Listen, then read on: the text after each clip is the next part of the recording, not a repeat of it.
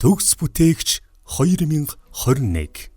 За сайн байна уу? Бэлгүүн дэмбэрэлтэй энэ өдрийн мэндийг хүргэе.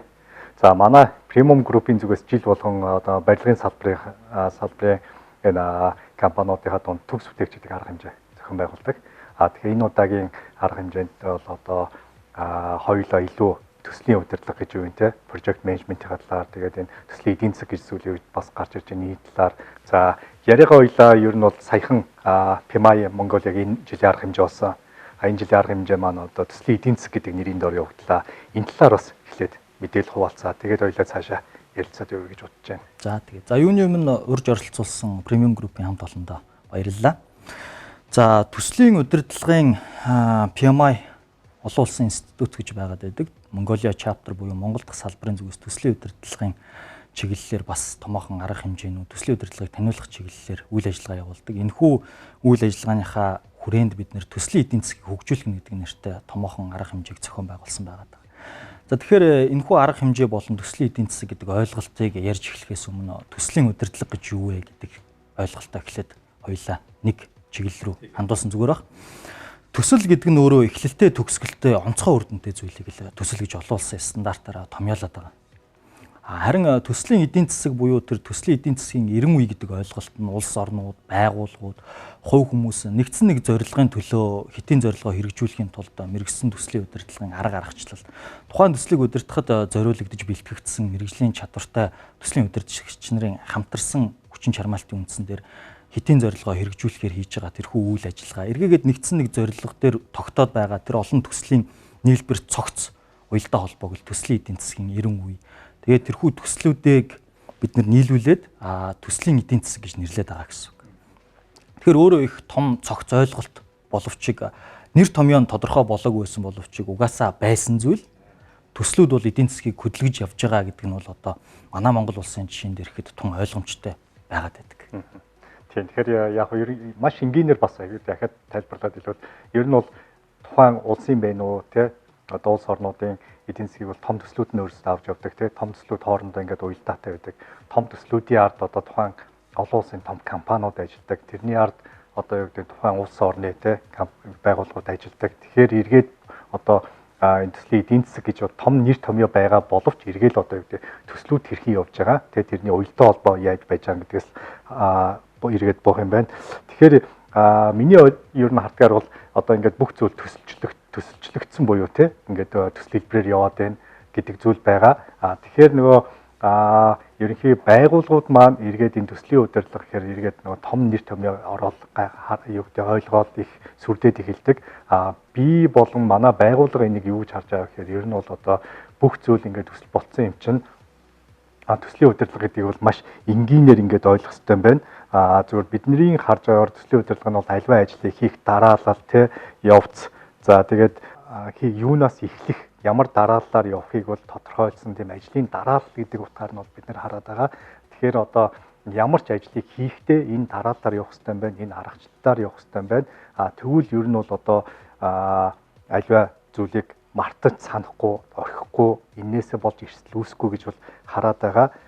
Тэгэхээр ер нь бол одоо амжилттай явж байгаа томоохон компаниуд, байгууллагуудыг харахад бол яг энэ төслийн удирдлагын арга барилыг бизнесээ удирдаг болсон тийм портфолиог удирдаг болчлоо. Тэгэхээр бид нэр энэний араас бол явах хэрэгтэй байна гэж бол бид нэр өөрсдөө харж байна. За нөгөө талаас нэг нийтлэг манайхны ойлголт болохоор нөгөө төслөхээр л оюутлогоо таванлагоо ч юм уу цахилгаан станц барьвал тэр төсөл тийм том одоо юу гэдэг дэд бүтцийн зам татуулах төсөл гэж ойлгоод байдаг. Эргээд өөрсдөө өдөр тутмын ажилдаа болон төслийг хийгээд байгаагаа ойлгодгоо тий. Тэгэхээр энийг бол бас нэлээд сайн ялах хэрэгтэй байна гэж харж байгаа. Тэгэхээр энэ тал дээр ч бас нэг өөрийнхөө бодлыг хэлээч. Яг энэ төслийг бид нэр тий яаж харах хэрэгтэй юм?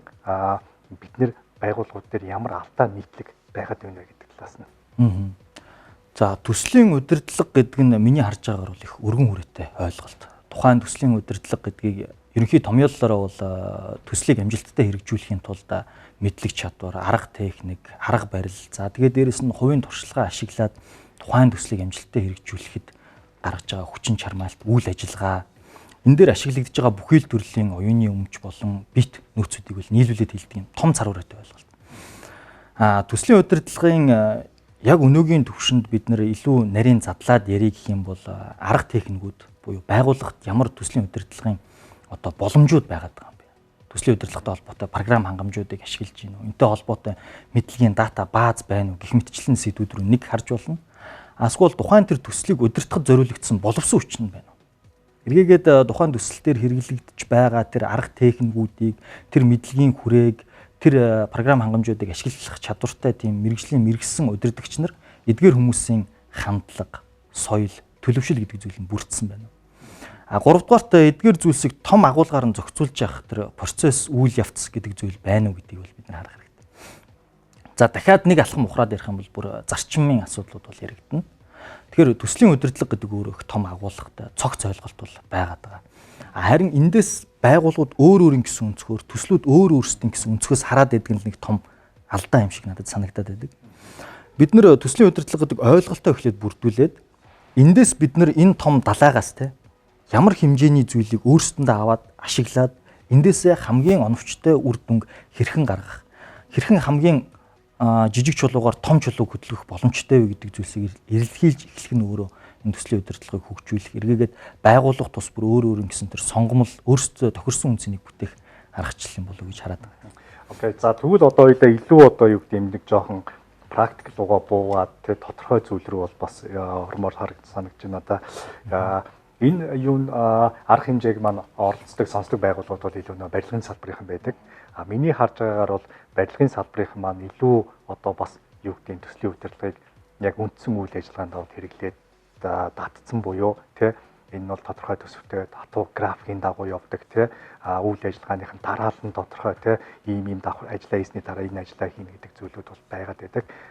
Тэгэхдээ бас нэг ажигласан зүйлүүд яг барилгын салбарынхан маань энэ арга барилаа барилга барихтаа хэрэглээд байна. Гэтэл одоо юу гэдэг за бас өөр нэг талаас нь харуул оюутлогоо дээр ажилладаг компаниуд маань оюутлогоогийн хашаанд очивол яг тэр дарааллаар нөгөө бүх дүрмээ мөрддөг ажилладаг. Эсвэл барилгын яг нөгөө сайт дээр ажилладаг. За тэрнээсээ гарахаар юм уу эсвэл одоо юу гэдэг өөр ажил хийхдээ энийг хэрэгжилж чадахгүй байгаа. Энэ дээр ерөнхийдөө юу гэж бодож байна? Эргээд энэ нөгөө нэг чинь сайн хэлдэг байгууллагын соёлтой уйлдах юм уу? Хувь хүний дадалтай уйлдах хэрэгтэй юм уу? Тэрийг бид нар яаж бий болгож одоо юу гэдэг яг л нэг стандарт, нэг л дүрм журам бүх ажил дээр нь бүх салбар дээр хэрэгждэг болох ёстой. Болохын тулд бид нар яах ёстой вэ? Төслийн удирдлага гэдэг зүйл өөрөө эмх замбраагүй байдлаас сэргийлэх бас нэгэн зорилготой. Томоохон одоо функц нэг нь гэсэн үг. Тэгэхээр нэг газраа эмх замбраатай нарийн төлөвлөгөөтэй үйл ажиллагаа нь хийгдэж байгаа мөртлөө эргээгээд өөр салбар руу эсвэл бусад хэсэг рүүгээ шилжчихээр энэ алдагдаад байна гэдэг бол тогтолцоо сул байна гэсэн үг. Тэгэхээр төслийн удирдлага гэхээс илүү төслийн удирдлагын тогтолцоогоор нь ярих хэрэгтэй. За энэ хүү тогтолцоо маань өөрөө яагаад сул байна вэ гэхээр орчны нөлөөлөлт автаад байна гэсэн үг. Эвдэгдээд байгаа нь оюутлогын талбай дээр магадгүй тэр дүрм журам нүдэнд харагдахуйц зүйлсүүд нь бүгдээрээ ойлгомжтой. Нарийн сайн процесстэй. Тэнд ажиллаж байгаа хүмүүс нь шаардлага тавьдаг учраас хяналт нь тогтмол бөгөөд бодиттой байдаг учраас эдгээр гадны хүчин зүйлсээр. Эргээгээд тэнд ажиллаж байгаа байгууллагууд нь энэ олон улсын байгууллагын өмнө одоо амжилттай төслөө хэрэгжүүлэхийн тулд илүү их чармайдаг, илүү одоо дүрмийнхаа дагуу тоглохыг хичээдэг учраас энэ тогтолцоо байгаад байна. Харин гадны нөлөөлөл нь багасаад дотоод нөлөөлөл нь эргээгээд сулраад ирэхээр хотод ирээд төсөл хэрэгжүүлэхээр энэ тогтолцоо алга болоод байна гэж. Тэр нь бол нэг ёсондоо дархлаа суулна гэсэн үг. Дархлааг бид нэр юугаар дэмждэг вэ гэхээр хамгийн энгийн ойлголт бол хувь хүн байна уу, улс орон байна уу тэр соёл гэдэг зүйл бол байгаад байдаг. Эргээгээд би шууд байгууллагын соёл гэдэг сэдв рүүгээ татаж оруулмаар байна л да. Монгол хүнийг монгол соёлгүйгээр бид нэр монгол хүн гэж хэлэхэд хэцүү. Монгол хүн одоо ямар тохиолдолд тухайн үндэсний соёлоодаа холбоотой тэр зан характераа гаргадаггүй. За мэдээж гадны соёлд шууд амархан нөлөөлөгдөөд автагдаад байдаггүй. Тэгэхээр байгууллагын соёлын нэг хэсэг төслийн удирдлага болж чадсанараа төслийн удирдлагын тогтолцоонд байгууллагын соёлоороо нэвчсэн байх юм бол эргээгээд тэр тогтолцоо амархан алдагддаггүй л дээ. За хувь хүний жишээн дээр хүртэл дагуулад ярихад таны нэг гадаадд төр хугацаагаар аялаад ирсэн найз ч хүртэл нэг богинохоо хугацаанд их соёлтой болсон гэдэг тийм. Хүн таалга онгойлгож өгдөг, замын хөдөлгөөндөө соёлтой орцдог гэдэг ч юм уу. Гэтэл эргээгээд хэд хоноод энэ дадал маань алга болчихдог. Тэгэхээр орчин гэдэг зүйл өөрөө их тэр тогтолцоог нэгдүгürt бий болгож чаддаг, хоёрдугаарт нурааж чаддаг юм хүчтэй зүйл. Тэгэхээр нэгдүгürt байгууллагын соёлдоо төслийн удирдлагыг нэвтрүүлэх, хоёрдугаарт гадаад болон дотоод орчныг төслийн удирдлагыг дэмжихүүц байдлаар бий болгох гэсэн үг. Бүр наривчлаад одоо яг ярих юм бол дотоод орчин гэдэг дотор нь байгууллагын үйл явц, дүрм журам, за тэр ажлын зөв дараалал гэдэг зүйлсүүдийг тогтоох хэрэгтэй, багаж чадахжуулах ёстой. За дээрээс нь төслийн удирдлага гэдэг зүйлийг одоо байнга сэргээж ярьж байх хэрэгтэй, сургалт, хөгжил. За дээрээс нь төлөвлөлтийн арга хэрэгслүүд хүртэл энэ чиглэл рүүгээ чиглэсэн байх хэрэгтэй гэсэн үг.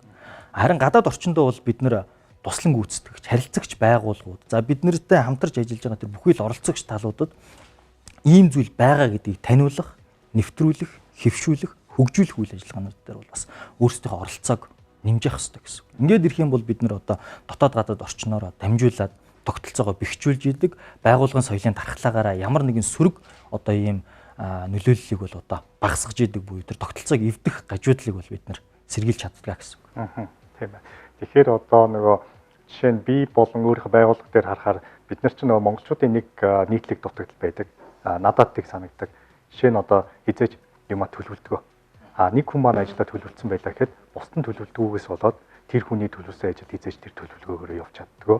Тэгэхээр нөгөө биеэс зад гэрээс төрөөс буюу те эхлээд саяны өөрийн хэлснээр эхлээд байгууллага өөрсдөө яг бүх зүйлээ төлөвлөдөг те тэр одоо юу гэдэг соёлоо бий болгоцсон тэрнийхээ дагуу явдаг дотроо хил амаа яг одоо юу гэдэг зөв ойлголцдог болж чадах хэрэгтэй байна гэж бол харж байгаа. За одоо бидний харснаар саяны хэлдэг төлөвлөгөөтэй холбоотой жишээ нь манай байгууллага дээр гардаг жишээнүүд юу вэ гэхээр бид нар бол за түрүүний хэлдэг ойлгоо дээр бол одоо юу гэдэг яг тэр орчинд нь орохоор тэрнийхэн дагуу юмаа хийж чадаад байгаа. Өөр газар өөр төсөл дээрээ өөртөө хэрэгжүүлж байгаа төсөл дээр очихоор бас 100% чаддгүй. Энийгээ бид нар бол анализ хийгээд ер нь бол харсан л да. Тэгэхээр гол гарсан гаргадаг бидний нийтлэг алдаа юу вэ гэхээр ингээд зардал хэмнэх гэж хардаг. Зардал хэмнэх гэхээр нөгөө нэг тэр ажлын байраа одоо юу гэдэг өөрчлөлтөг ч юм уу те нэг хүн дээр хоёр ажлыг ноогдуулдаг байдаг юм уу эсвэл дутуу төлөвлөгөөтэй бүх тэр төлөвлөгөөгөө хийхгүйгээр за одоо юу гэдэг яг зургийн дуслаа одоо та нар шууд орчих гэдэг юм уу эсвэл зурга байхгүй юу гэдэг энэ тэр нөгөө construction төсөл эхэлждэг ч юм уу нийтлэг алдаанууд Монгол компаниуд байдаг зүйл ажиглаж байгаа. Эннээсээ болоод маш том дараа нь эрсдэл гарч ирдэг те төслөөрөө хугацаанд сундаг, кост зардал нь өсдөг нийтлэг зүйл байгаа. Тэгэхээр энийг сэргийлэхийн тулд жишээ нь бид нар одоо юу хийж байгаа талаараа бол бас тодорхой хэмжээний би мэдээлэл өгье. Тэгэхээр нөгөө харамч хүн хоёр дахин төлдөг гэдэг гэхгүй тулд манайх одоо яг нөгөө төслийн удирдлагын офисыг бид нар дотроо байгууллаад явж байна. Тэгвэл бид нар энэ төслийн удирдлагын офисыг юу гэж харж байна вэ гэхээр нөгөө яг түрүүний хэлдэг бид нар тэнд нэг цахилгаан станц дээр оролцохоор энэ төслийн удирдлага нь ажилладаг. Эсвэл тэнд нэг одоо юу гэдэг зам бариуд төслийн удирдлага нь ажилладаг биш. Энэ төслийн удирдлагууд байгууллагын төвшөнд ингээд бүх төслүүд дээрээ хэрэгждэг. Төслүүд гэдэг нь би бол одоо нөгөө нийтлэг юугаар томьёоллороо бид нэр төсөл хийхгүй төсөл хийж байгааг мэдхгүй өдөртмийн ажил хийгээд байдаг.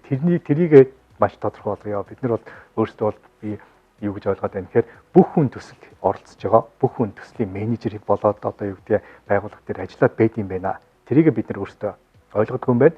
Тийм болохоро тэр төслийн удирдлагын арга барилыг хэрэгэлдэггүй юм байна. Тэрийг бол одоо юу гэдэг нэг түрүүний хэлдэг те том мега төслүүд дээр л очихоор энэ бол хэрэглэгддэг те байх хэвээр. Тэрнээс жижиг одоо юу гэдэг жижиг баг төслүүд дээр энийг бол хэрэглэхэд илүү үр дүн гарна гэдгийг мэдгүй болохоор яваад байт юм байна. Тэгэхээр бид нэр тэр зорилгоор бол төслийн удирдлагын офисыг бол байгууллага дээрээ хийгээд одоо сая 2020 оны 9 сараас буюу яг энэ пандемикийн үед бид нар эхлээд сая 5 сард бол дууссан. Энэ зөвлөх үйлчлэгийг бид нар бол PwC фирмээс аваад ер нь бол төслийн удирдлагын офисоо бид нар яг ямар зорилгоор байгуулад байгаа тийм байгууллагын стратегид яаж нийцэж байгаа энэ маань ямар үе шатаар яваад ямар үр дүнд хүрэх юм бэ гэдгийг бол ерөнхийдөө гаргасан. Энэ дээр зүгээр бас танаас товчхон танилцуулаад бас одоо юу гэдэг нөө зөвлөгөөгийн чинь өөрийн чинь юг сонсох үүднээс би жишээ нь бид нар яаж ийнвэ гэхээр ер нь бол төслийн удирдлагын офисоо ингээд үе шатуудаар явах хэрэгтэй юм байна. Одоо бол бид нар ингээд те basic PMO юу дөнгөж одоо юу гэдэг нөө анхан шатны төвшөндөө бол явж байна. Энэ төвшөндөө бол бид нар илүү одоо юу гэдэг бид нар цаашдаа юу хийх ёстой вэ те ямар бичиг баримтууд байх ёстой гэдэг зүйлээ яаж байна. Дараа нь стандарт PMO, advanced PMO, тэгээд enterprise PMO руу ерөнхийдөө шилж юу үе шаттай явъя. Энэ үе шат маань ерөнхийдөө бол 2-3 жил болох юм байна.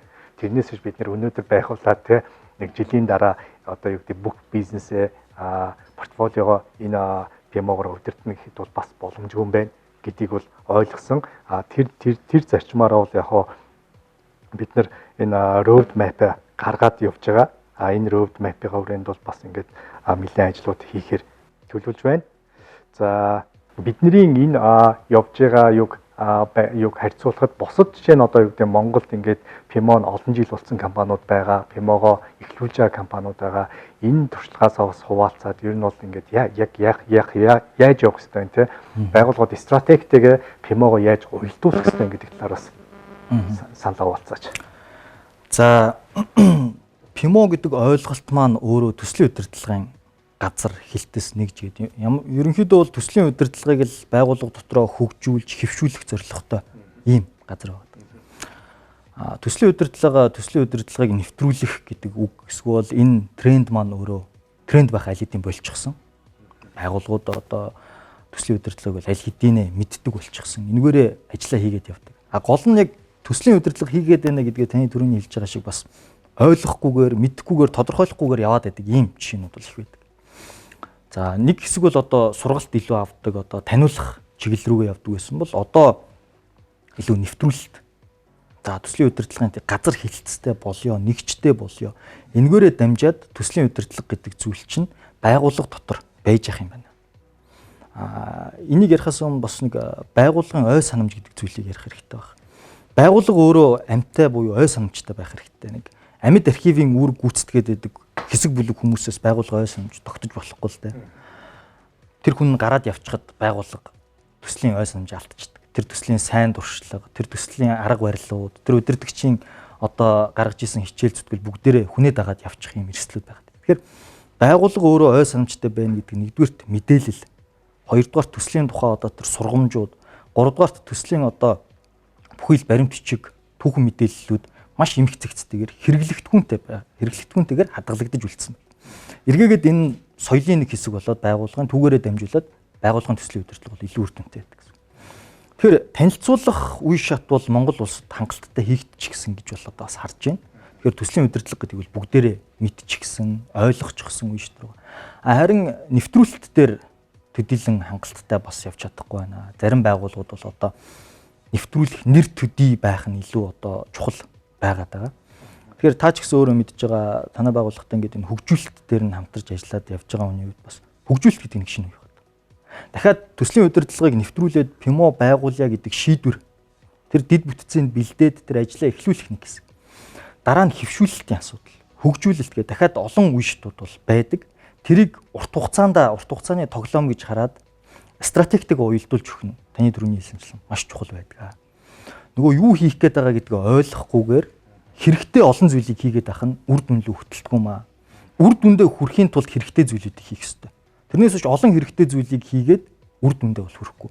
Энэний хамгийн гол илэрлэл нь болохоор байгууллага өөрөө стратегтэй, тэр стратегтэй уялдсан PMO-г нэвтрүүлэх нь хамгийн чухал. Эргээгээд дэлхий дээр яг ийм PMO-г ийм дарааллаар хийх хэрэгтэй гэсэн стандарт байхгүй. PMO ийм байх ёстой гэсэн ойлголт байхгүй. Тухайн байгууллага, тухайн салбар, тухайн улс орны онцлогийг тусгаад төслийн удирдлагын газар маань өөр гэсэн тэр онцгой үн цэнийг бүтээж идэг. Тэр онцгой үн цэн нь эргээгээд байгууллагатаа тухайн ажилтан байна уу, эзэн байна уу, хувьцаа эзэмшигч байна уу, тэр тухайн байгууллагын харилцагч нар байна уу, тэрдгээр хүмүүстэй давуу талыг, цаг хугацааг хэмжиж идэг, үр өгөөжийг өгж идэг ийм ойлголт бол байгаад байдаг гэсэн. Тэгэхээр түрүүн таны хэлсэн дээр дүгнэлт хэлэхэд манай Монгол улсад бол одоо танилцуулах үе шатнд бол явж байгаа. Төслийн удирдлага хэрэгтэй юм байна. Ийм PMO-г байгуулъя гэдэг үйл ажиллагаанууд явж байгаа. Миний хийж байгаа ажлууд ч гэсэн ихэнх нь тэр дид бүтцийн бүтээж өгөх хэсэг дээр бол явж байгаа. Гэхдээ зарим одоо байгууллагуудтай бол мэдээж энэ хөгжүүлэлтийн хэсэг дээр бол хамтарч ажиллаад ингэ явж байгаа. Та өөрөө бас нэгсэн харж байгаа бах. Гэхдээ зарим байгууллагууд бол аль хэдийн бас хугацааны хувьд их олон жилийн замналыг туулчихсан учраас тун өндөр түвшинд хүрчихсэн байгаа юм шиг харагдаад байгаа боловч эргээд задлан шинжилгээ хийгээд харахаар нөгөө хийж байгаа функц нөгөө maturity level гэдэг бас нэг ойлголт байгаа л да. Таны түрүүний дурдсан тэр basic юм уу, стандарт юм уу, enterprise юм уу гэдэг энэ төвшөндөө хүрч чаддаг. Одоо хувь хүнийг насаар нь хэр одоо хүмүүжлэлтэй эсвэл хэр нас бид гүйтсэн хүн бэ гэдгийг хэлэхэд хэцүү. Одоо 25 настай мөртлөө хүүхэд чиг хүмүүс байж идэг. А гэтэл аль хэдийн 16-7 настай мөртлөө төлөвшчихсэн тийм хүмүүс. Тэгэхээр тэр төлөвшлийн шатыг бол бид нэр их тодорхойлж харах нь зөв. Хэрэг цаг хугацаа зарцуулснараа биш, хэр үр дүнтэй юу хийж чадаж байна, ямар үн цэнийг бүтээж байна гэдгээр нь бол харж дүгнэх хэрэгтэй. Ингээд дүгнэлт хийсний дараагаар бид нэр ажиллаа бол эхлүүлэх хэрэгтэй. Манайхан шууд нөгөө нэг хэрэгтэй учраас нэг хийдэг, таалагдж байгаа учраас хийдэг, тренд учраас хийдэг. Тэгэхээр энэ хандлагаасаа бол салуул их зүгээр санагдаад байдаг. Миний хувьд тэгж бол санагдаад байгаа. Хамгийн гол нь өнөөгийн нөхцөл байдлаа шинжилээд ирээдүйд ямар нөхцөл байдал, ямар төвшөнд хүрэх юм, ямар төлөвшөлтэй пимота болоод тэргээр ямар үн цэнийг хүлээгээд байгаа юм бэ гэдгээ стратегтойгоо уялдуулж бодох нь бол одоо хамгийн ихний зөв алхам бол болчиход байгаа. Тэгэхээр энэ чиглэл рүүгээ би бол их яваасаа гэж хүсэж байна. Энэ чиглэл рүүгээ бас байгууллагуудыг төслийн удирдлага, байгууллагын төслийн удирдлага гэдэг хоёр тэс ондоо ойлголт шүү. Төслийг удирдах, эргээд олон төслүүдийг хамтруулад удирдах, байгууллагатаа тэр үн цэнийг бий болгоно гэдэг бол одоо ялгаатай ойлголт. Энийг салгаж ойлгоод энэ чиглэл рүүгээ бол бас ажлыг явуулаасай гэж хүсэж байна. Мэдээж энэ чиглэл дээр олон ажил хийсэн амжилттай яваа компаниуд байгаа. Бас эднэрээс суралцаасай гэж хүсэж байна. Нэмээд нэг зүйлийг хэлэхэд салбараар битгий хязгаарлагдаасай. Нөгөө төслийн удирдлагыг сайн хийж байгаа газар чинь барилга байна уу, уул уурхай байна уу, IT байна уу хамаагүй. Удирдлагын арга барил гэдэг бол салбар үйл харгалзаж байгаа компани хэмжээ үйл харгалзах юм зүйл шүү. Тэгэхээр та жижиг хэмжээний компаниас суралцсан болно, IT-ийн компани, барилгын компаниас суралцсан болно. Тэр сайн дуршлаг гэдгийг олон нийтэд дэлгэх хэрэгтэй. Дээрээс нь төслийн удирдлага гэдгийг та өөрөө хэлсэн. Том байгууллага хэрэгжүүлдэг, оюутлогоо 5-7 цахилгаан станц хэрэгждэг зүйл бол биш ээ. Тэр аргачлалыг өөрөө хувь хүн төсөлдөө тохируулах боломжтой. Уян хатан байдаг. Тэгэхээр тэр олон процессуудыг багасгаад тэр олон арга техникүүдийг өөртөө эвтэйхэн болгоод ашиглаад ирэх нь л хамгийн том үр дүн байна. Эхлэлтэй төгсгөлтөө онцгой үр дүнтэй гэдэг тодорхойлолтод бүхэл ажил буугаад. Тэгэхээр бүхий л ажилд нэгдүгürt хэрэглэгдэхүүнтэй. Хоёрдугаар дугуй дахин зохион бүтээх ямар ч шаардлага байхгүй. Аль хэдийн хийгээд үзчихсэн, хийгээд үр дүнгөө олон жилийн туршид өгчихсэн ийм аргачлалууд байна. Тэгэхээр энийг судлаад хамгийн гол нь өөртөө тохируулах хэрэгтэй. Тохируулж чадах юм бол та ажлыг зөв дараалалтай, зөв аргачлалаар хийх боломж нь нэгтгэх гэсэн. Тэгэхээр зөв гэхээс илүүтэйгээр бас оновчтой руу шилжих хэрэгтэй. Олон зөв юмнууд байдаг. Таны амжилтын түүх над дээр давтагдах бас боломжгүй ч үеж болно. Энэ бол одоо бас харьцангуй ойлголт. Тэгэхээр хамгийн оновчтой юу вэ гэдгээ харж сурах хэрэгтэй. Зарчмын ойлголттой байх хэрэгтэй. Агуулгаар нь сэтгэл сурчих юм бол бид нар энийг өөртөө зөв оновчтой ашиглаж чаднаа л гэсэн үг. Тэгэхээр одоо бит хоёрын одоо ярианы нэг дүгнэлт бол тэгээ төслийн удирдлагыг бүх салбарт ашиглах хэрэгтэй. Тэрлүү явахын тулд одоо хүмүүс маань тэрийг зөв ойлгох хэрэгтэй. За ингээд зөв ойлгосны дараа бол тэгвэл энийг хаанаас нь эхлэх юм бэ гэдэг зүйлээ бол нэлээд бас сонирхож байгаа хэл та. Тэгэхээр миний хараад байгаа бас нэг зүйл болохоор одоо за төслийн удирдлагын офисыг одоо нэг компаниуд маань сайн ярьлаа, байгууллагууд маань ингээд нэг гоё нэр зүвх гэж юм уу хийх гээд байдаг. Тэгэхээр тэр бол хэрэггүй юм аа тий. Зүгээр тэрийг бол маш энгийнээс эхлээл хэрэгжүүлж олон тухайн одоо юу гэдэг нэг 20 хүнтэй компани ч гэсэн энийг бол энэ арга барилыг л сурчвал ямар ч ажлыг бол хийх ёстой гэдэг нэг чухал зүйл байна. Хийх боломжтой гэдэг. Нөгөө нэг зүйл бол одоо юу гэдэг нөгөө стратегтэйгээ байг компаниудыг уялдуулах хэрэгтэй. Төслийн удирдлагын жишээ нь одоо юу гэдэг бүр түрүүний хэлдэг те enterprise PMO буюу бизнесээ төслөө удирдлагаар тэр арга барилаараа удирдах гээд байгаа бол стратеги зөв арах хэрэгтэй гэдэг. Нэг зүйл ямар ч одоо юу гэдэг компани дээр хэлэх харагддаг бас нэг бидний гаргаад байгаа миний харж байгаа зүйл бол тухайн компани ямар бизнесийг хийхгүй гэдгийг ялгадаггүй те. Одоо юу гэдэг нэг амжилттай нэг зүйл хийгээд амжилттай болчвол нөгөөтгөө олсон мөнгөө ахиад дараагийн бизнес руу авчиад хийчихдэг. Тэгэхээр нөгөө компаниуд яадаг вэ гэхээр мэдгүй бизнес рүүгээ те чадахгүй ажил руугаа яваад орчдөг. Нэг чадсан зүйлээ улам сайжруулаа те нөгөө бизнес портфолио дотор ямар бизнесийн сектор руу бид нар орох юм, ямар л орохгүй гэдэг зүйлээ бол одоо юу гэдэг сайн хийж чаддгүй юм шиг харагддаг л да. Тэрнээс болоод бол одоо юу гэдэг нэлийн алдаанууд гардаг байгаа. За тэгэхээр хоёулаа одоо эргээд дахиад нэг шат тэгвэл доошоо буугаад за компаниуд байгууллагууд маань төслийн удирдлагыг хэрэгжүүлэхэд те ер нь ямар зүйлийг маш сайн анхаарах хэрэгтэй. Яаж тэд нар тэгвэл амжилттай хэрэгжүүлэх хэрэгтэй юм те. Бид нэр талаар илүү ярилцъя гэж бодож байна. Манай байгууллага дээр яаж юм гэхээр за түрүүн би хэлсэн ингээд консалтинг сервис авсан. За энэнийхээ хүрээнд бол одоо бид нэр яаж юм гэхээр ер нь бол ингээд үе шаттай урт хугацааны тийм хөтөлбөрүүд гаргаж байгаа. Энэ маань юу вэ гэхээр нөгөө төслийн удирдлага гэдээ бид нар нэг офис байгуулчаад нөгөө төсөл хэрэгжүүлэх гэдэг байгаа юм биш. Бид нар байгууллагаараа хүн болгон дунд чатны менежерүүдээс эхлээд ер нь бол энэ арга барилыг эзэмших хэрэгтэй байна тий. Энэ арга барилуудыг эзэмшчүүл бид нэр одоо юу гэдэг нөгөө нэг тэр том хилээд байгаа одоо төслийн удирдлагын пимбок тий аргачлалууд нь сурцаад ингээд үе шаттай явуулъя. Тэхийн тулд одоо бид нэг 2-3 жилийн юм сургалтын хөтөлбөр боловсруулж байна. Энэ хөтөлбөрөө яаж юм гэхээр бид яг чиний түрүүний хэлдэг өөрсдөө байгууллагад тохируулж одоо хүний нөөцийн газар маань сургалтын албатайгаа уялдаад бид нар өөрсдөө хийж байгаа. Энэ дээрээ яаж юм гэхээр нөгөө за одоо тухайн хүмүүсийн ажлын байранд нь яг ажлын байран дээр нь энэ сургалтаа одоо юу гэдэг нөгөө хэрэгжүүлээ тийм. Тхийн тулд жишээ нь за санхүүгийн хүмүүс бол одоо төсөл хэрэгжүүлж ийн гэдээ ярил нөгөөдөл чинь гайхах штэ бид нар бүртгэл хийдэг хүмүүс те төлөвд тооцоолт хийдэг хүмүүс юун төсөл рүү яваад эхлэвгээд за тэгэхээр манай байгууллагын хувьд бол ингээд 2-3 жилийн тийм чадварчуулах хөтөлбөрөө ингээд гаргаж байна. За тэгээд нөгөө саяны хэлдэг ажлын байран дээр хүмүүс төр ингээд яг буулгаж ойлгуулахыг хичээж юм л да.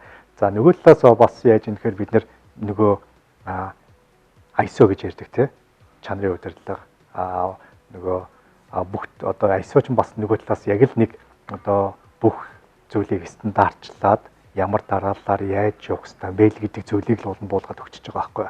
Тэгэхээр эднэрийг бас яаж хооронд нь уялдуулах ёстой вэ? Аль нь илүү одоо ямар төвшний компани альнаас нь хаанаас нь эхлүүл зүгээр вэ гэх юм уу? Тиймэрхүү зүйл байна уу? За түрүүний таны хэлсэн тэр чадахжуулах хөтөлбөр гэж байгаа нэр томьёо чинь бол том оновчтой нэр томьёо. Зөвхөн сургалт гэхээс илүүтэйгээр чадахжуулах хөтөлбөр буюу урт хугацаанд стратегтэйгээ уялдуулаад байгууллагын боловсон хүчин хүний нөөцөө бэлдэж байгаа. Энэ бол их агууштай зүйл байгаад байдаг.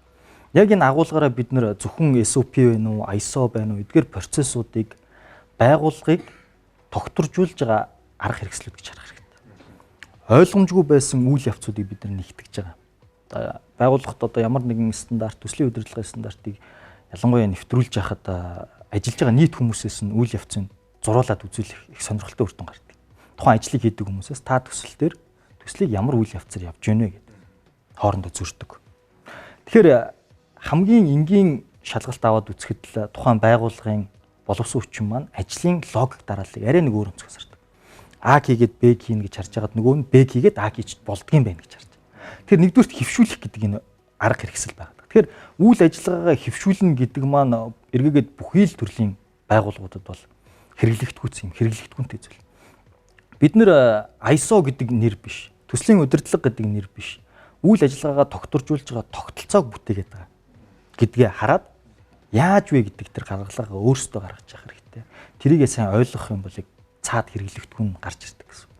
ISO бол одоо байгууллагын үйл ажиллагааг тухайн чанар байна уу, эсвэл аюулгүй ажиллагаа байна уу тэр мэрэгсэн салбарынхаа төвшөнд мэдээллийн технологич байна уу, мэдээллийн аюулгүй байдлыг ингээд системчилж өгдөг, тогтолцоог нь одоо тодорхой болгож өгдөг зүйл. Мэдээж миний сая дурдаг олон зүйлсүүд бол байгаа.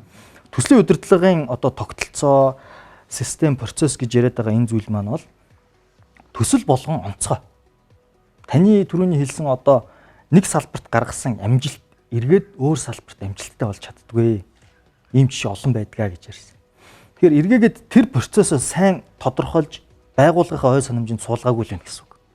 Эргээгээд яг тэр хэсгээр ажиллаж исэн баг, цаг хугацаа, хүний нөөц, санхүү, нийгмийн засгийн боломж гэх мэтчлэн зүйлс нь өөр болоод ирчихэж байгаа учраас эргээгээд тэр явсан сайн процесс нь өөрчлөж байгаа гэсэн. Яг адилхан процессор бас тэр нөхцөл байдалд адилхан амжилт олохгүй байх нь шүү дээ. Тэгэхээр тэр тогтолцоогоо нэгдүгürt сайн ойлгомжтой болгоод хоёрдугаарт төсөл рүү шилжихэд тэр онцлог шинжүүдийг тусгах тэр шилжих боломжийг нээж өгдөг гэсэн үг. Тэгэхээр төсөл дээр одоо нэг процесс гардаг л гэсэн үг. Төслийн удирдлагын амжилттай хэрэгжүүлэх. Тухайн байгууллага 10 салбарт ажилладаг бол 10 төрлийн ерөнхий процесс. Дахиад тэр нэг салбар дотроо олон төрлийн төслүүд хэрэгжилж болно. гүйцэтгэгчээр орж болно тухайн байгууллага маань, тендертэй байж болно, тендергүй байж болно, өөрсдөө төслөө эхлүүлдэг байж болно, гаднаас хүн хүчээ авдаг байж болно, бараа материалаа ч гэсэн гаднаас авдаг байж болно. Гэт олон төр хүчин зүйлсүүд тус бүрдэнд зохицсон, тохирсон үйл явцуудыг, арга аргачлалуудыг бид нэр customize буюу тохируулан гаргаснараа илүү боломжийг нээдэг. Нөгөө уян хатан боломж гэж чинь гарч ирээд байдаг гэсэн үг. Ямар нэгэн систем хитрхи хатуу эсвэл одоо хэрэглэгдэхүүн байхгүй болоод ирэхээр хүмүүсийн нөгөө нэг сүсэг бишрэл налуу болчдөг гэх юм уу. Хэрвээ бид нар бурхандаа залбирал хахад бурхан үзэгдэхгүй эсвэл хуйлаа дагаж мөрдөд хахад зарим нэг нь тэр хуйлаа чинь дагаж мөрдөхгүй л итгэл үнэмшил алга болоод үндсэн нэргээ дунаад хэрэглэгдэхүүн байхгүй болчдөг. Тэгэхээр төслийн удирдлагын эсвэл тэр байгууллагын процесс нь аль нэг газараа эвдэгдээд бодит байдал дээр хөрсөн дээрээ буухгүй байх юм бол том агуулгаар гэсэн үг. Тэр төслийн удирдлагын төлөвлөлтийн програм хангамжийн хүртэл үн цэн унаад эхэлдэг. Тэр нэр томьёог ашиглаж байгаа хүний амнаас гарч байгаа үгний үн цэн хүртэл унаад эхэлдэг. Тэгэхээр агуулгаараа бид нэр энэ тогтолцоогоо үн цэнтэй байлгахын тулд уян хатан байлгаж иж тухайн онцгой нөхцөл байдал таарахт нь бэлэн байдаг гэсэн. Тэгэхээр ганцхан нэг зүйлээр буюу алах өрсөн хүнд бүх юм хадаас болж харагдана гэдэг шиг бүх юмыг л нэг аргачлалаар биш төслийн удирдлага гэдэг нь өөрөө тэр олон төрлийн нөхцөл байдалд онцгой тохиолдлуудад бэлэн бэлтчихсэн. Тэгээд дээрэс нь таарж тохироход бэлэн ийм одоо ойлголт болчихж байгаа гэсэн үг. Яг л бетон зурм гэж. Тэгэхээр ерөнхийдөө за компаниуд бол яг өөрсдөө бизнес тохируулж яаж өөрчлөх хэрэгтэй.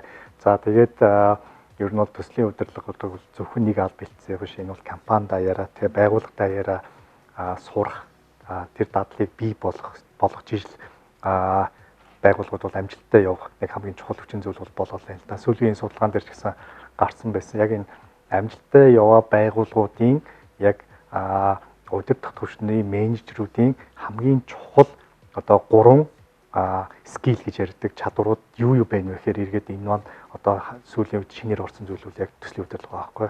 Өөрөөр хэлбэл тэр хүмүүс маань юмаа ямар юу гэдгийг дараалалаар яаж амжилттай хэрэгжүүлэх вэ гэдэг тэр скилийг сурцсан тохиолдолд бол байгууллага бол амжилттай явж байна гэдэг нь байгууллага зөвхөн нэг төслөө хийснээрээ биш ямар ч бизнес рүү орсон одоо юу гэдгийг хурдан хөрөх чадвартай, дасан зохицох чадвартай тэрийг одоо юу гэдэг яг нөгөө зөв дараалалаар нь хийждэг тэр чадварууд л суулгаад байна л да.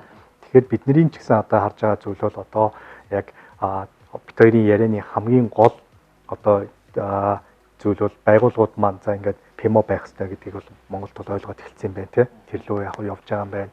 Хөгжүүлээд хэрэгжүүлж байгаа юм байна. За тэгвэл одоо юу гэдэг ПМО-гийнхоо урт хугацааны зорилгыг гаргах хэрэгтэй юм байна Тэгэхгүй зөвхөн төслөө хэрэгжүүлэх гээд ПМО хэрэгжүүлээд байвал яг болохгүй биш болно. Гэхдээ тэр бол байгууллагын урт хугацаанд оршин тогтнох үндэс нь мөн үү гэвэл би бол тэрнтэй бол санал нэгдэхгүй байгаа. Тэгэхээр ПМО-гийнхоо зорилгыг зөв тодорхойлоод явах хэрэгтэй байна. Хоёрдугаар бидний нэг хараад дөрөвний хэрэгжүүлсэн зүйлүүд яг тэр байгууллагын чадварчуулах хөтөлбөрийг хийх хэрэгтэй байна. Тэрнийг бүх ажилчдаа ойлгуулах хэрэгтэй. Бүх одоо юу гэдэг төвшөндөө тэрэндээ тэр арга барилаараа ажиллаж чадах чадвартай болох хэрэгтэй байна гэдэг зүйл байгаа. Тэгэхээр энэ дээр бас чи өөрийнхөө туршлагаас хуваалцаач. Жишээ нь одоо яаж чи өөрөө одоо юу гэдэг одоо нөгөө түрүүний хэлдэг өдөр бол одоо юу гэдэг өөрөөр төсөл дээр ажиллаж байсан өөрөөр ажлууд хийжсэн баг. Яг яаж энийг хялбаршуулад өөрийнхөө өдөр тутмын ажил дээр энийг хэрэгжүүлж ийн. Тэн дээр чамд одоо юу гэдэг нэг нууц жор байна уу эсвэл нөгөө нэг чеклист байна уу? Энэ талаараа хуваалцвал. За түрүүн та төслийн удирдлагын чадвар гэдэг нэр томьёог их ашиглаад байна. Тэгэхээр төслийн удирдлагын хэрэгсэл биш шүү. Төслийн удирдлагын чадвар. Тэгэхээр энэ өөрөө их зөв ойлголт. Чадварыг хөгжүүлэх ёстой. Энэ хөгжлийг бүтээдэг хөтөлбөрүүдийг бид нэр бий болгож явах ёстой. Хурдан гүдэх хүн байлаа гэдэг энэ бол хурдан гүөх чадвар тийм ээ. Гэтэл зарим тохиолдолд гүгээд зарим тохиолдолд хурдан гүөхгүй байх юм бол энэ чадвар биш одоо юу гэж тодорхойлох гэдэг нь хэцүү. Тэгэхээр яг тэр төслийн удирдлага дээр сурсан зүйлсээ зарим үед нь хэрэгэлдэг, зарим үед нь хэрэглэхгүй байх бол байж болохгүй. Энэ бол зүгээр хэрэгсэл болчих. За миний хувьд бол ажлыг эхлүүлэх гэдэг дээр их зөв анхаарал тавих хэрэгтэй гэж боддог. Ажлыг зөв эхлүүлнэ, оновчтой эхлүүлнэ гэдэг бол одоо маш чухал зүйл байдаг. Эргээгээд ажлыг зөв эхлүүлэх юм бол оновчтой эхлүүлэх юм бол төлөвлөлт хийх боломжийг илүү нээж өгч идэг. Би төслийн удирдлагаас сурсан нэг зүйл нь чеклист буюу шалгах утас. Аливаа ажлыг хийхин тулд хамгийн богино хугацаанд юмыг мартахгүй тулд оновчтой дарааллаар хэрэгэлдэг зүйл маань чеклист. Би тэгээд хувьдаа бас чеклистийг бэлтгэсэн байгаа. Энд та бүхэн харж байгаа бах. Төслийн удирдлагын тэр чеклистээс би сураад хувьдаа яаж ашиглаж байна вэ гэхээр ерөөсөө төсөл байна уу, ажил байна уу, хэд хэдэн шалгуур үзүүлэлтүүдийг бий болгочдөг. Түүнийгээ хийсэн байна уу, дутуу байна уу гэдгийг маш хурдан хугацаанд би шалгаад ажлаа оновчтой эхлүүлдэг. Жишээ нь төслийн орчинд ямар хүмүүс байгаад байна. Оролцогч талуудыг мэдрэх хэрэгтэй. Хүнд зориулж төсөл хийгээд байгаа. Хэн надад санхүүжүүлээд байгаа. Хинээс гинтийн шаардлагууд гарч ирэх боломжтой юм. Хаана ямар оролцоонууд байгаад байна гэдгийг мэдээд үүндээ тохирсон нэг ойлголттой байх хэрэгтэй. Тэгэхгүй бол төслийг дан ганц хүн хэрэгжүүлдэг. Олон баг хамт олон. За ялангуяа захиалагч тал гэдэг бол хүчтэй тоглогчор ороод ирдэг. Тэгэхээр захиалагч талтайгаа санхүүжүүлэгч талтайгаа нэгдсэн нэг ойлголттой байна уу гэдгээ би эхлээд тодорхойлдог. Зөвхөн төсөл биш, өдөр тутмын үйл ажиллагаан дээр ч гэсэн би өөрөө санхүүжүүлэгч байлаа гэхэд өөрийнхөө хийж байгаа ажилдаа би хийх үр дүнгээ нэгдсэн нэг ойлголттой байна уу гэдгээ шалгахад бол ашигладаг. Ингээд надад бас хангалттай төлөвлөх цаг хугацаа байна уу? Бид нэр төлөвлөх цаг хугацаагаа бас төдийлөн асууж үздэггүй л дээ. Төслийг шууд 3 хоногийн дотор эхлүүл. Гэтэл дараа нь 7 хоногийн хугацаанд төлөвлөгөөгөө хийгээд маш хэмжээний одоо материалыг бүрдүүлэх, судлах хэрэгтэй болдог. Тэгэхээр хаанаас яаж зөв төлөвлөж эхлэх вэ гэдэг чинь өөрөө их чухал. Тэгэхээр төлөвлөгөөн дээр цаг хэмнэхийн тулд бид нар ийм чеклистүүдийг, шалгах хуудсуудыг өөртөө бэлдэж явах нь үр дүнтэй. Хүн болгоны одоо ажиллаж байгаа салбар, хийж байгаа төсөл, харж байгаа өнцөг бол өөр. Гэхдээ өөртөө тохирсон тэр чеклистийг бол та төслийн удирдлагын чадварыг эзэмших юм бол гаргах боломжтой. Тэгээд тэрийг өдөр тутмынхаа амьдралд, хувийнхаа амьдралд хүртэл гаргах боломжтой. Хамгийн сүүлд нэг жишээ хэлэхэд нэг залуу 10,000 км хүүхд зорилт тавьсан.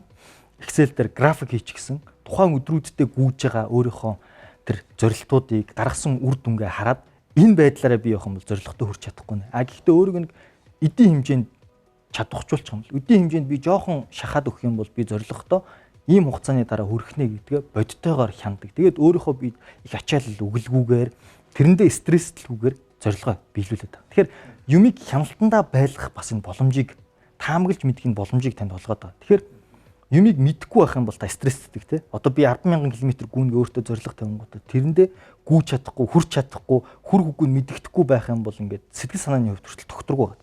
Тэгэхээр тэрийг ийм дарааллаар хийгээд би амжилтанд хүрч чадна гэдгийг мэдчих юм бол сэтгэл санааны хувьд ч амар бүх юмыг хяналтандаа байлгаад түүнийг удирдах явж байгаа гэсэн. Тэгэхээр хувийн амьдралаас ахуулаад өдөр тутмын ажил, төсөл, байгууллага, улс орны хэмжээнд хүртэл бол ашиглагдахгүй юм. Маш олон хугтгуунууд байдаг, арга барилууд байдаг, арга техникүүд байдаг. Тэрний тулд бол одоо энэ чадварыг та тогтмол хөгжүүлж явах хэрэгтэй, ойлголттой байх хэрэгтэй, гүйцэтгэлтэй байх хэрэгтэй.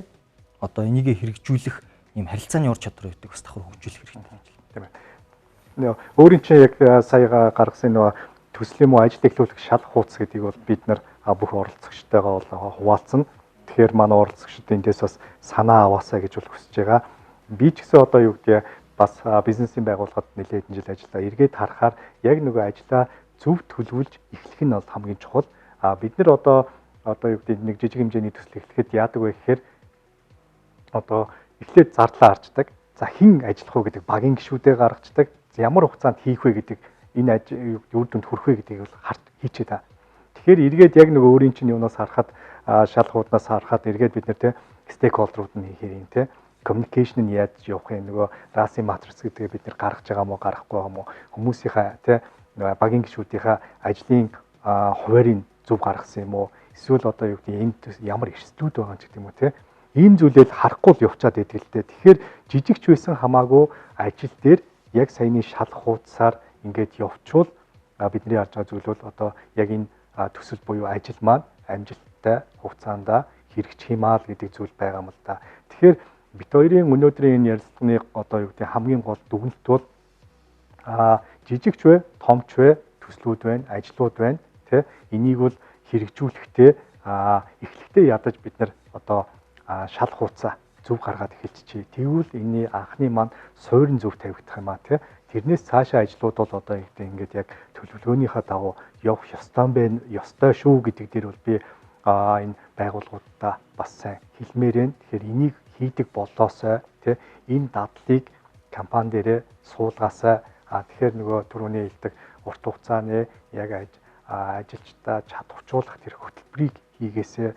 манай байгууллага энийг хийгээд явж байгаа. Цаашдаа бол бид нар бас энэ туршлагаасаа хуваалцахад бэлэн энийг бол одоо жил болгоныхоо арга хэмжээгээр юм уу ямар үр дүндээ явж байгаа, ямар шатандаа явж байгаа гэдэг зүйлээ бол хуваалцаад явхад бол нээлттэй байгаамаа. За тэгэхээр бид хоёрын өнөөдрийн ярилцлагын гол одоо дүгнэлт бол миний харж байгаагаар за төсөл хэрэгжүүлдэг байгууллага гэж бол байдгүй. Том жижиг те бүх компани дээр бол ажил төсөл хэлбэрээр бол явж идэг. Энийг бол зарим нэг төсөл гэж ойлгодог улмаас одоо энэ төслийн удирдлагын арга барилаа бол те хэрэглэхгүй яваад байдаг. Тэгэхээр би бол энийг одоо тэр өнцгөөс нь хараад бүх байгууллагууд маань хэрэгэлдэг болоосоо стратегик төвшөндөө ойлгосоо урт хугацаанд энэ арга барилаар те нөгөө төсөлөө бизнес портфолиогоо удирдах болоосоо гэж бол хүсэж байна. За яг го жижиг төвшний компаниуд дээр яах хэрэгтэй гэвэл илүү одоо юу гэдэг ажил те төсөл хэрэгжүүлэхдээ нөгөө сайн хэлдэг чеклистийн дагуу явдаг болоосоо энийг илүү хөгжүүлээд сайжруулаад те бусад одоо юу гэдэг төслийн удирдлагынхаа онлын дагуу улам цаашаа гүнзгий хэрэгжүүлээд явах бүрэн боломжтой маа гэж бол харж байна. За тэгээд бид хоёрын өнөөдрийн энэ сэдвээ энэ хэрэгэд үргээд өндөрлөе. Тэгээд манай урилгыг хүлээж аваад оролцсонд баярлалаа. Тэгээ цаашдаа ажилд амжилт хүсье. За урьж оролцуулсан та бүхэндээ баярлалаа. Төгс бүтээгч 2021